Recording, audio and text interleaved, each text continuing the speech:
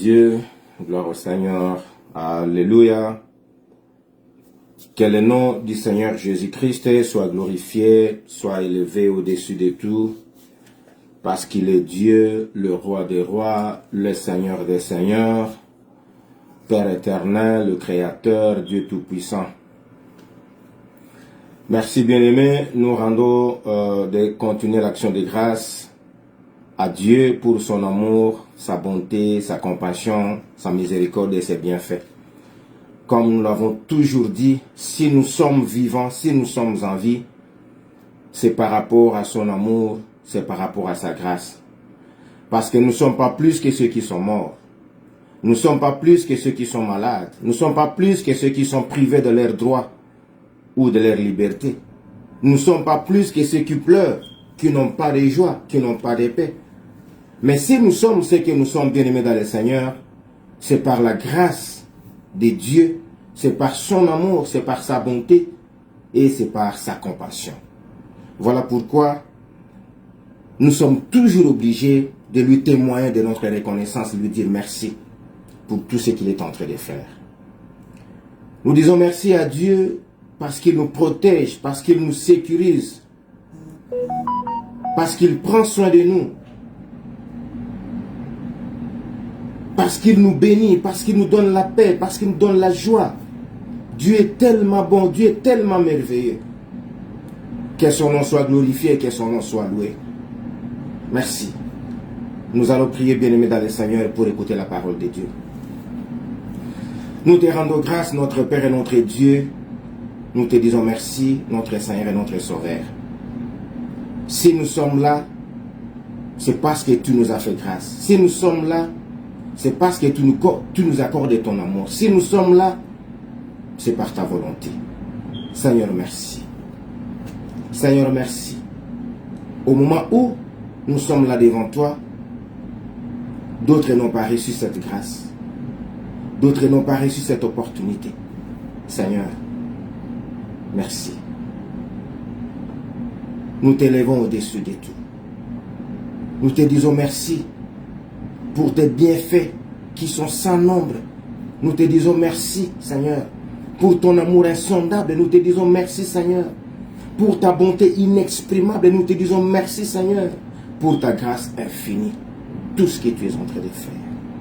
Nous te recommandons ces moments. Ces moments de prière, d'exhortation, d'enseignement, de prédication. Nous te prions, Seigneur, d'être avec nous. Prends le contrôle de ces instants.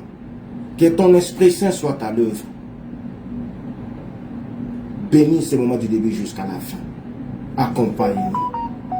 Que toutes tes pensées, que toute intelligence, que toute tes connaissances, que tout savoir soit captif à l'obéissance de ta parole.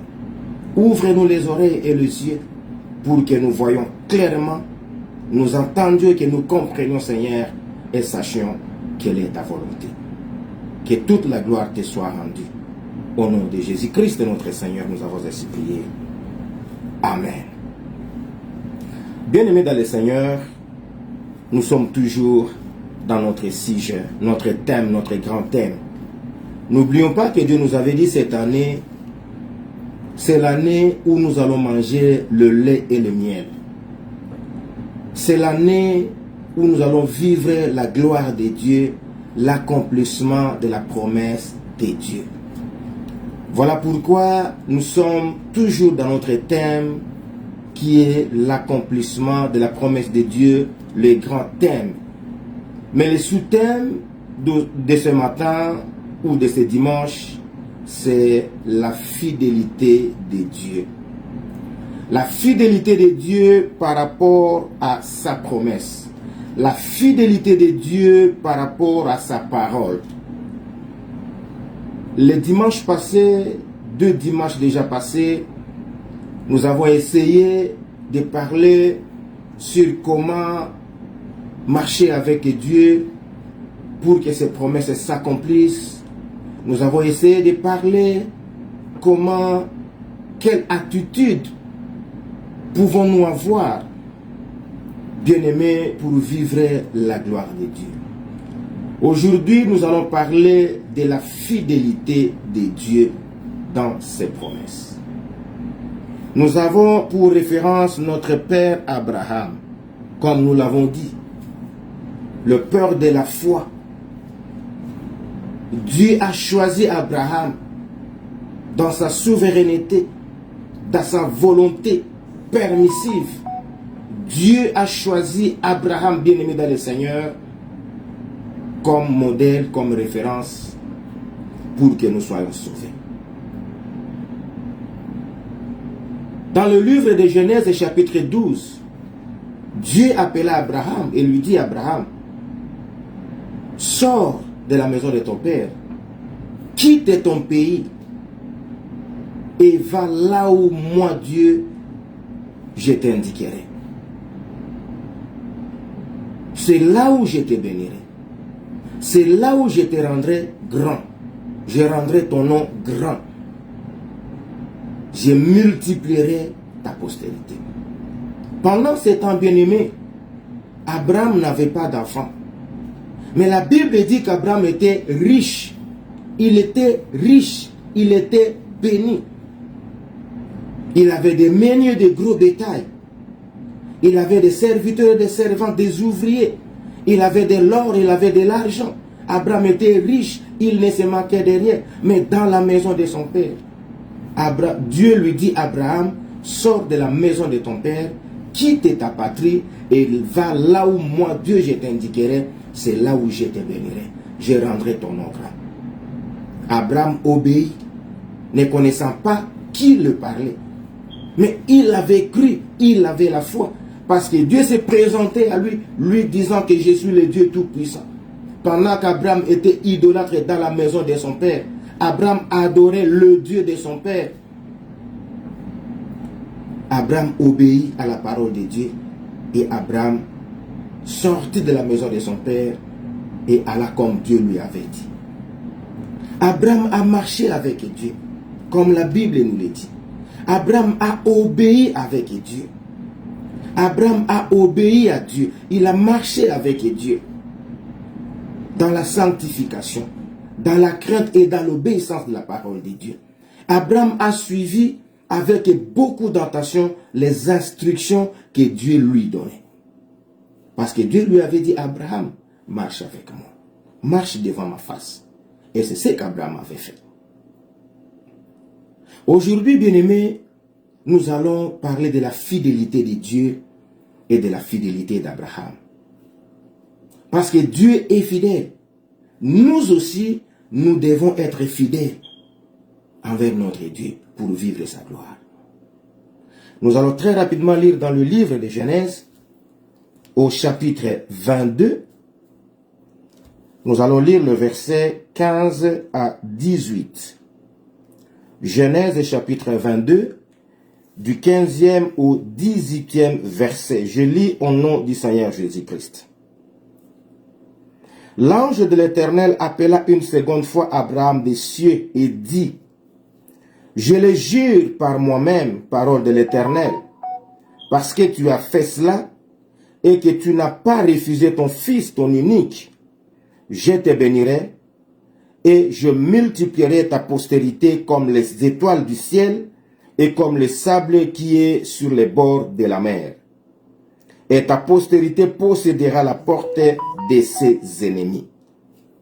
Au verset 18, la Bible dit ceci: Toutes les nations de la terre seront bénies en ta postérité parce que tu as obéi à ma voix. Alléluia. Alléluia.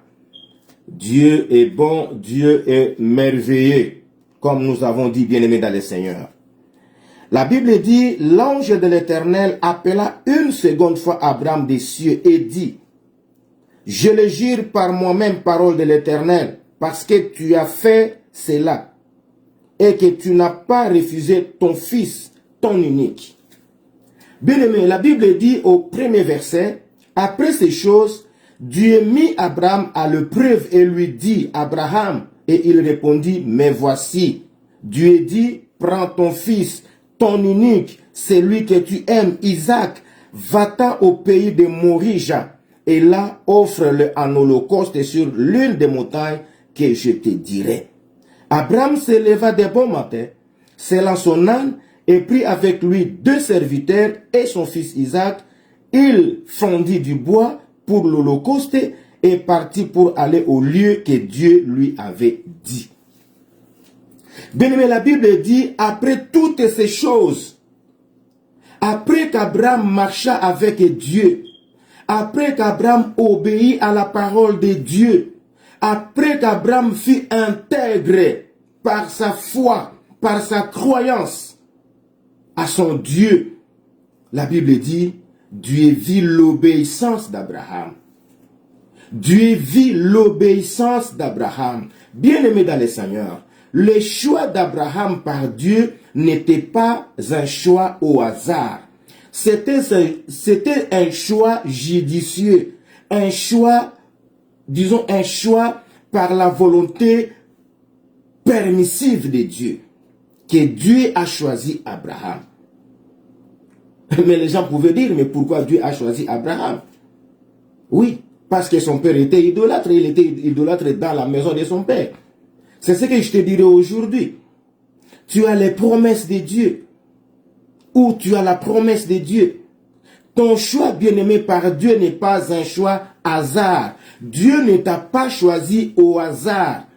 Dieu t'a connu avant que tu ne sois né. Le choix de Dieu pour toi, c'est un choix depuis le sein de ta mère. Dieu t'a choisi dès le sein de ta mère. Et Dieu t'a promis avant que tu ne sois né. Dieu avait déjà une promesse pour toi. Ton choix n'est pas un choix hasard.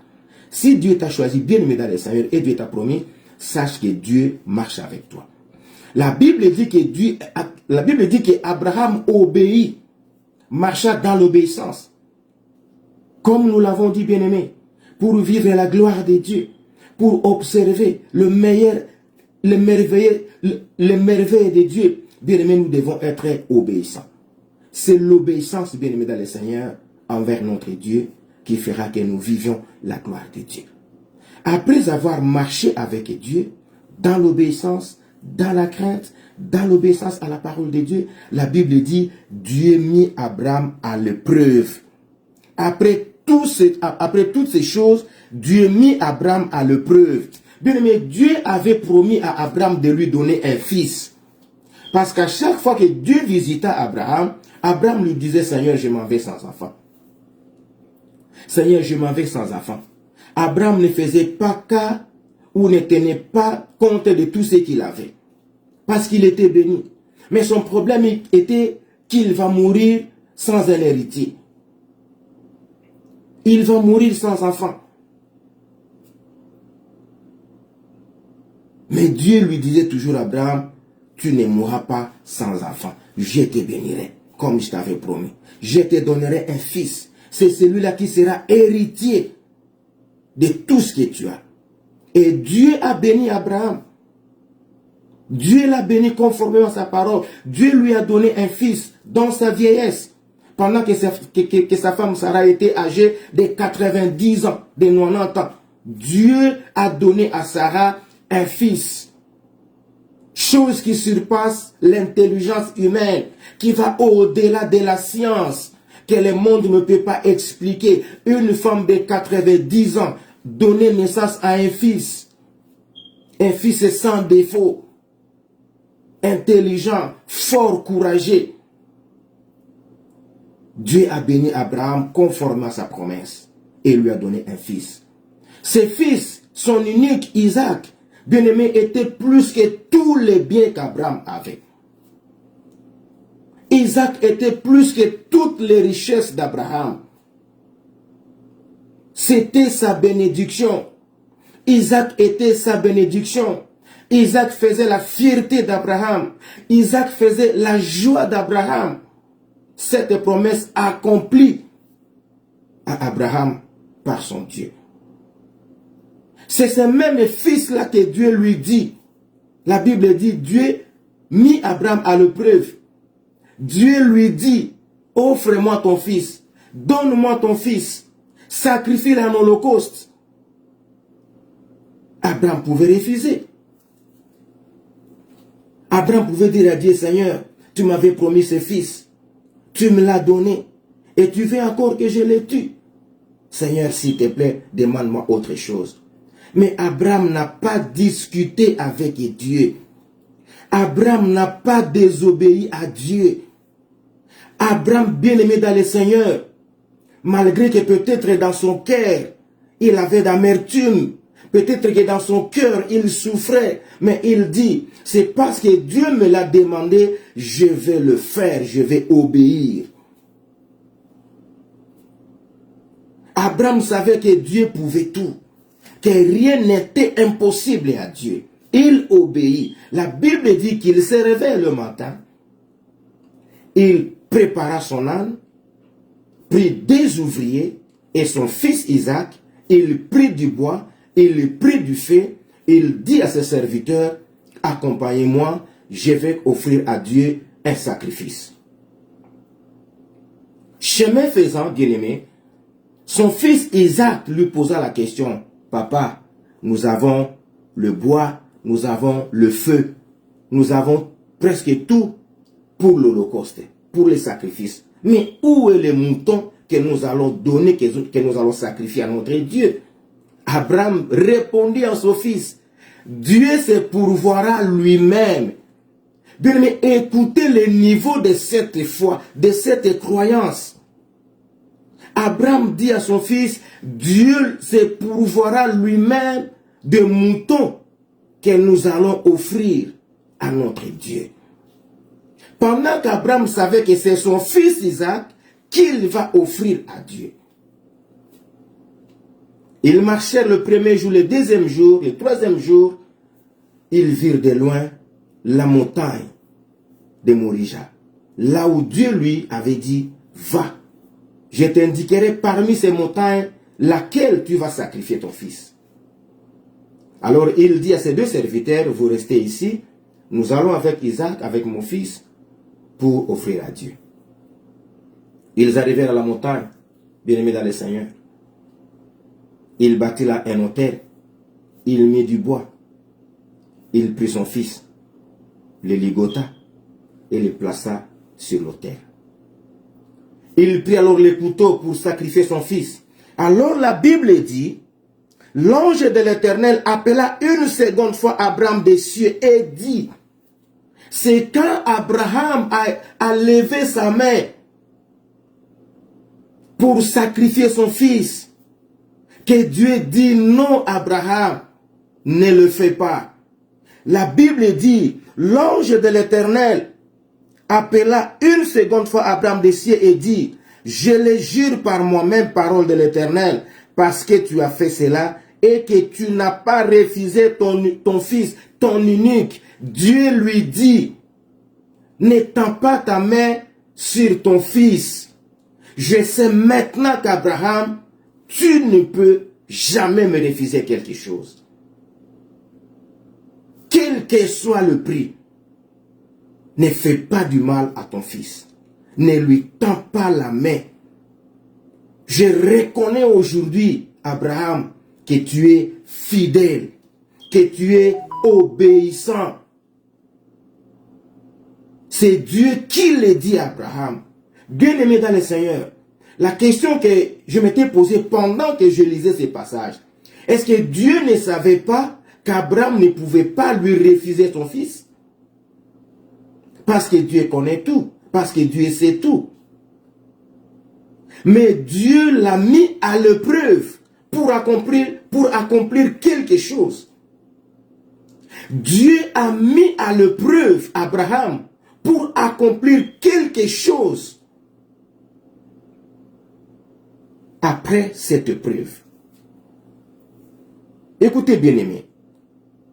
L'ange dit, je le jure par moi-même, parole de l'Éternel. Il dit, je le jure par moi-même, parole de l'Éternel. Ainsi dit l'Éternel. C'est-à-dire, Dieu avait pris la décision Après avoir vu la fidélité, l'obéissance d'Abraham, Dieu prit la décision. Dieu jure par lui-même une décision, une parole que personne ne peut révoquer. Une parole, une décision que personne, qu'aucune créature, qu'aucune création ne peut révoquer. Ni le diable, ni les démons, ni les sorciers, ni les occultistes, aucune puissance des ténèbres, ni même les anges de Dieu, ni même celui à qui Dieu fait la promesse. Personne ne peut révoquer la parole de l'Éternel. L'ainsi dit l'Éternel.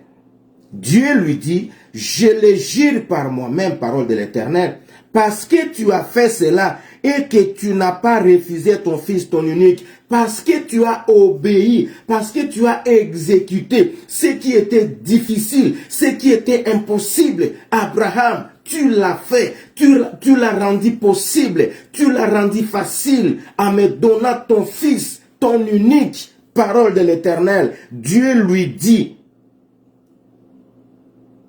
je te bénirai et je multiplierai ta postérité. Bien-aimé, Dieu avait promis, dès le premier jour où il appela Abraham, il lui avait promis, Abraham, si tu sors et que tu vas là où je t'indiquerai, je te bénirai. Dieu lui avait fait cette promesse. Il lui avait dit, je te bénirai. Maintenant, il lui dit, je te bénirai et je multiplierai ta postérité comme les étoiles du ciel et comme le sable qui est sur les bords de la mer. Quand Dieu visita Abraham, bien-aimé dans le Seigneur, chez lui dans sa maison sous forme de 3 personnes, il lui avait dit, sors et compte les étoiles, si tu peux les compter, telle sera ta postérité. Dieu avait dit à Abraham, sors, compte les étoiles, parce que tu doutes. Quand Abraham lui avait dit, Seigneur, je m'en vais sans enfant, Dieu lui avait dit, sors dehors et compte les étoiles, si tu peux les compter. Mais cette fois-ci, Dieu lui dit, Dieu ajoute encore, il dit, ta postérité sera comme le sable, et comme le sable qui est sur les bords de la mer. Maintenant, il ajoute encore des promesses, et sur la promesse, par rapport à la fidélité d'Abraham, il ajoute encore une autre promesse, et il y a encore une autre promesse qui vient, il dit, et ta postérité possédera la porte de ses ennemis. Bien-aimés dans le Seigneur, regardez là où la fidélité envers Dieu amène quelqu'un, amène la personne qui a la promesse de Dieu. Alléluia. Quand on est fidèle envers Dieu, quand on est obéissant envers Dieu, quand on marche dans la crainte de Dieu, dans une vie de sanctification, bien-aimé dans le Seigneur, cela pousse Dieu à faire au-delà de ce qu'il nous a dit, au-delà de ce qu'il nous a promis, l'obéissance, une vie d'obéissance, une vie de sanctification, une vie de fidélité, bien-aimé, nous amène à vivre de grandes choses plus que ce que Dieu nous a promis. La fidélité appelle la fidélité.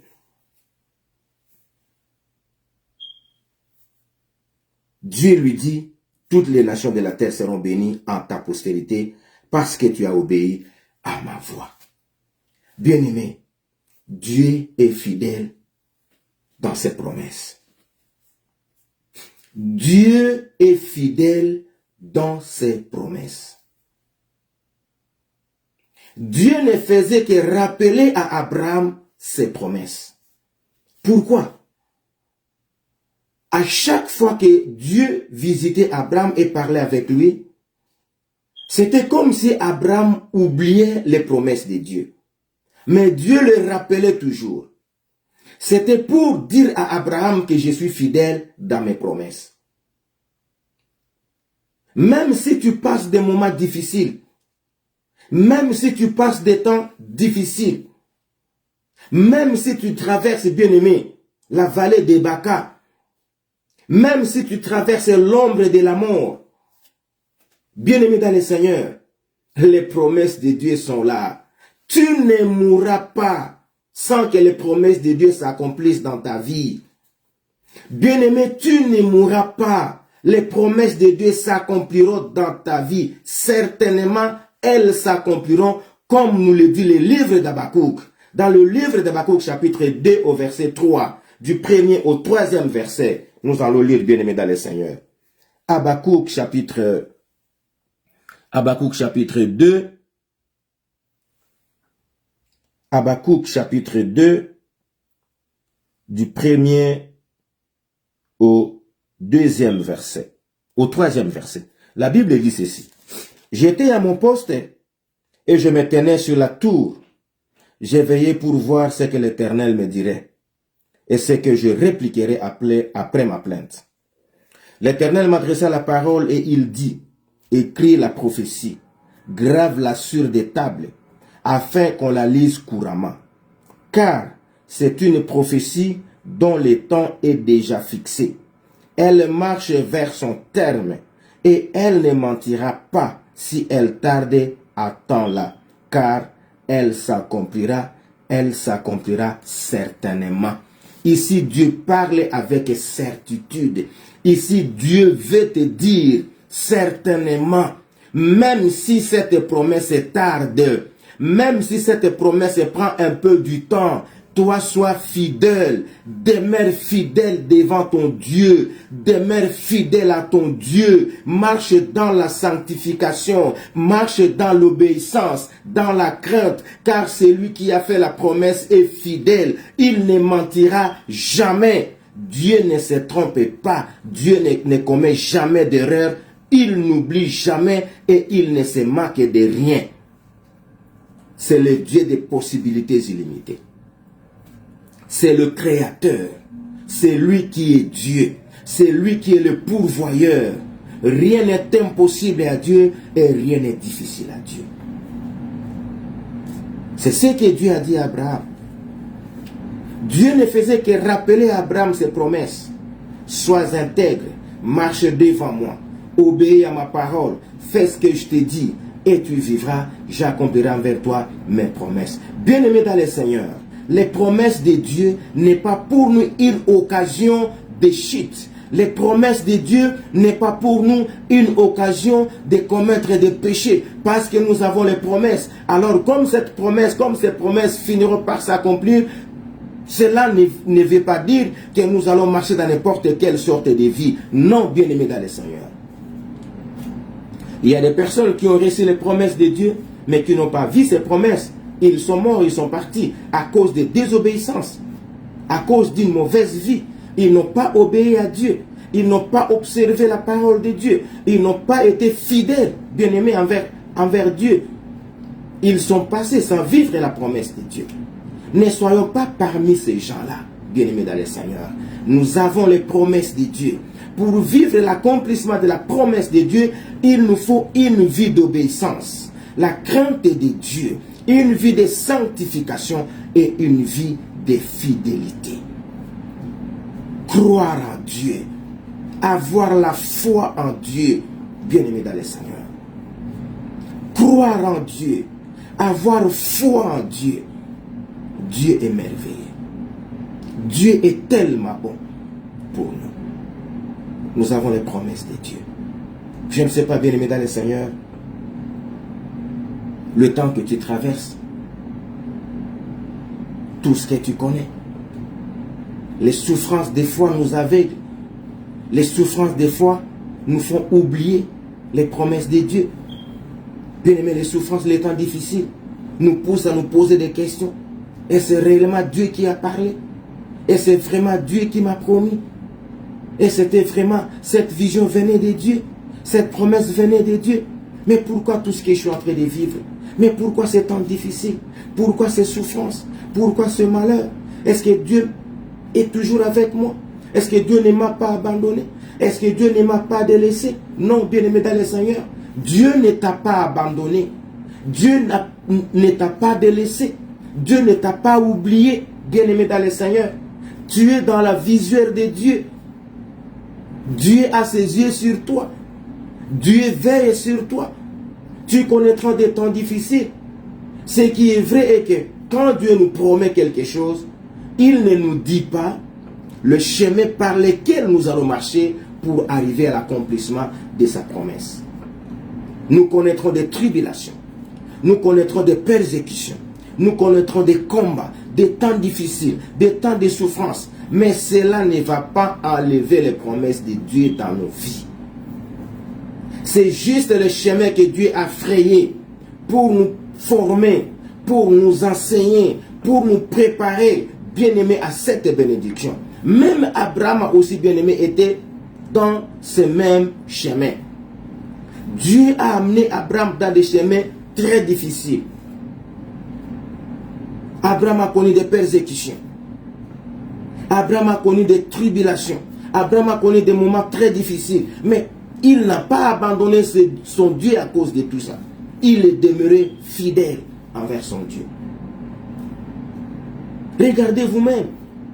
Dieu te donne un fils à l'âge de 100 ans, à un siècle de vie.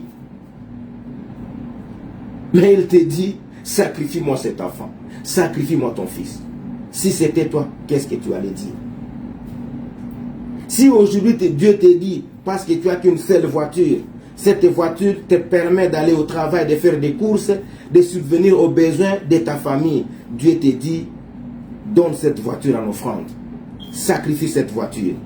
Qu'est-ce que tu vas dire? Seigneur, j'ai qu'une seule voiture. C'est cette voiture qui m'aide à aller au travail. C'est cette voiture qui nous aide à faire des courses de la famille. Si je les donne en offrande, qu'est-ce que je vais encore faire, Seigneur? Nous allons devenir des piétons. On va prendre des taxis. Bien-aimés, nous avons toujours des justifications quand Dieu nous parle. On a toujours des justifications. Dieu te dit, sacrifie ta vie, donne-moi ta jeunesse, viens me servir. Bien-aimé, quand tu te regardes, tu es encore jeune, tu es encore fort. Tu as besoin de jouir. Tu ne veux pas te sacrifier, donner ta vie à Dieu. Tu te dis, j'ai des enfants, je suis marié, qu'est-ce que je vais faire? Si je commence à servir le Seigneur, mes enfants, qu'est-ce qu'ils vont devenir? Qui va prendre soin de mes enfants? Mais le Dieu là, le Dieu tout-puissant qui t'a donné ces enfants, le Dieu qui t'a donné cette voiture, le Dieu qui t'a béni, est-ce qu'il n'est pas capable de te donner plus que ça? Est-ce que Dieu n'est pas capable de prendre soin de tes enfants? Est-ce que Dieu n'est pas capable de prendre soin de ta famille, de ta maison? Fais ce que Dieu te demande, bien-aimé dans le Seigneur. Obéis d'abord à ce que Dieu te dit et le reste, tu verras ce que Dieu va faire. Voilà, bien-aimé dans le Seigneur. Abraham a obéi à l'épreuve de Dieu. Abraham a obéi. Il n'a pas refusé de donner son fils, son unique fils Isaac. Alors, quand Abraham leva la main pour faire du mal à son fils, Dieu lui dit non, n'étends pas ta main sur ton fils. J'ai compris, Abraham, que tu ne peux pas me refuser quelque chose. Regarde là-bas, il y a un mouton dans les bois.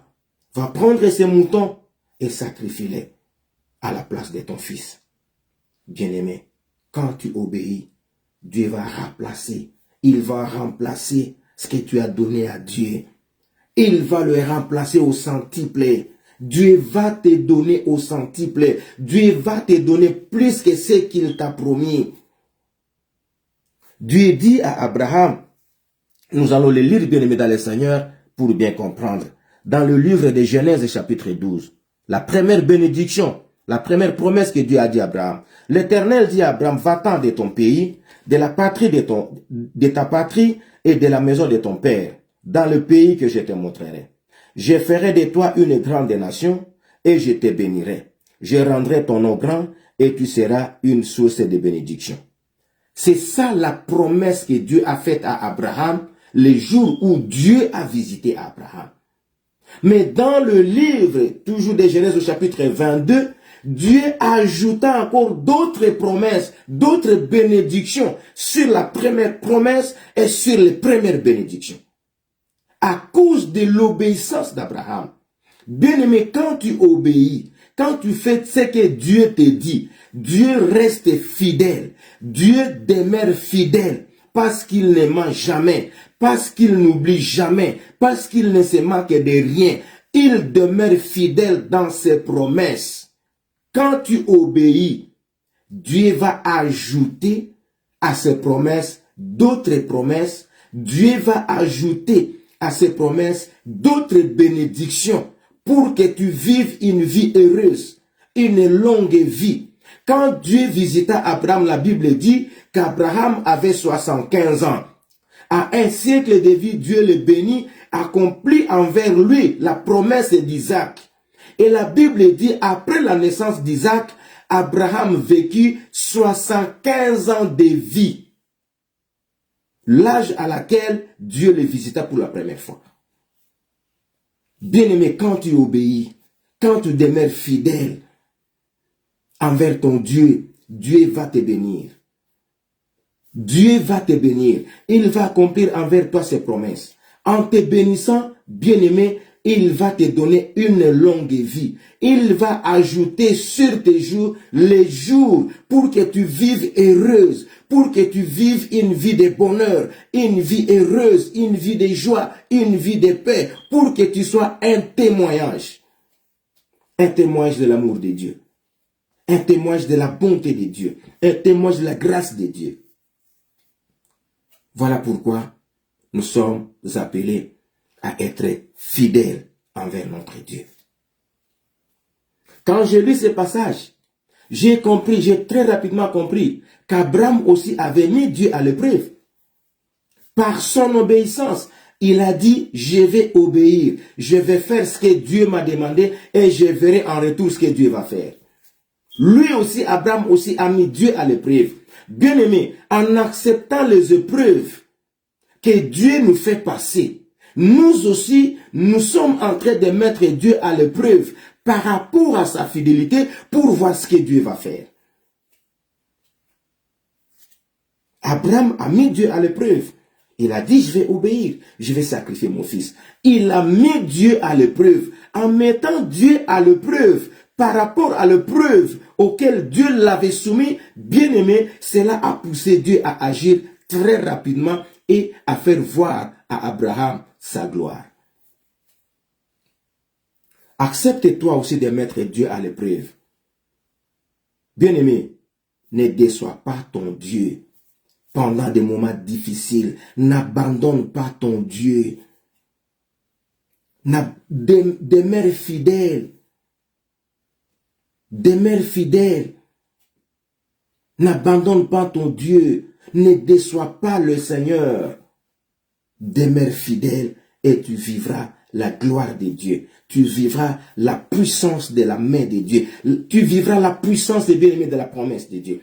Parce que la promesse de Dieu est une puissance. La promesse de Dieu est une force que les ténèbres ne pourront jamais arrêter. La promesse de Dieu est une puissance que même les anges ne pourront jamais arrêter. Que même personne ne peut arrêter, bien aimé, la promesse de Dieu. C'est une puissance, c'est une force qui opère des miracles. La promesse de Dieu. Dieu peut arrêter le temps juste pour accomplir envers toi ses promesses. Dieu peut créer des circonstances justes, bien aimées, pour accomplir envers toi ses promesses. Soyons fidèles à Dieu. Peu importe les temps difficiles. Peu importe les temps difficiles. Te décevoir nous embêter. Te décevoir nous embêter pour la bloquer Mickey. Parce que la promesse de Dieu est plus que ce que le monde nous présente. La promesse de Dieu est plus que ce que les ténèbres nous présentent. La promesse de Dieu. Dieu est fidèle à toutes ses promesses. Quand nous demeurons fidèles envers Dieu, la fidélité de Dieu se manifestera envers nous par des miracles, par des prodiges, par des bénédictions, par des grandes choses. L'ange de l'Éternel a dit à Abraham, je les jure par moi-même la parole de l'Éternel. Cette parole, c'est ainsi dit l'Éternel dans ta vie, la promesse de Dieu, personne ne peut la révoquer. Personne ne peut l'interdire. Personne n'est bien aimé dans le Seigneur. Personne. Demeure fidèle. Suis le chemin du Seigneur, la voie que Dieu t'indique, là où le Seigneur te conduit, demeure fidèle. Nous serons persécutés parce que nous avons les promesses de Dieu. Nous serons persécutés à cause de la promesse de Dieu. Nous avons des promesses bien aimées dans le Seigneur. Nous serons persécutés à cause de ces promesses-là. Soyons fidèles, demeurons fidèles envers notre Dieu. C'est alors que la fidélité de Dieu se manifestera envers nous, par des prodiges et par des miracles. Que le Seigneur vous bénisse et que cette année 2026 soit pour vous une année où vous allez entrer dans le repos du Seigneur, où vous allez manger le lait et le miel. Que les promesses de Dieu s'accomplissent dans votre vie. Soyez bénis au nom de Jésus-Christ, notre Seigneur et notre Sauveur.